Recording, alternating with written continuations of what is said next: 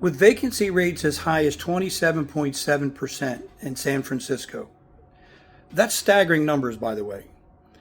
With vacancy rates that high, they can't sustain themselves long term. Never mind the fact that if we piggyback on the post from the other day, when the loans were provided in 20, 21, and 22, the commercial loans that were in some cases subprime, minus 2.5%, they were good for 5 years. That means in the next 2 years, according to Rutgers, there's $290 billion, that's billion with a B, dollars in notes that are going to come due on the commercial office space alone. And if you're operating at 27%, and by the way, that's 50% higher than the national average, nearly 50%. Here in Wilmington, Delaware, we're nearly 25%. Other spots, New York's at 23, Charlotte's also at 23. These are just a few. When you take these spaces and their office users that are develop these spaces, if they're not set up for commercial mixed use, if they can change with the tide of the market, they're in trouble when stuff like this happens.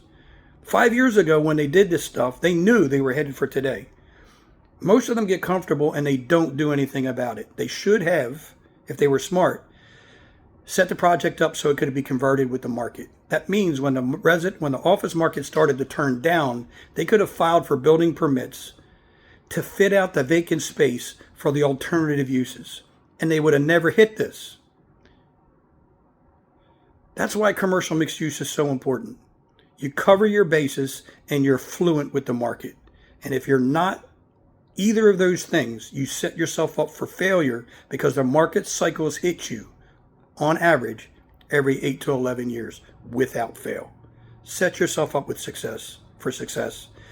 Get into commercial mixed use.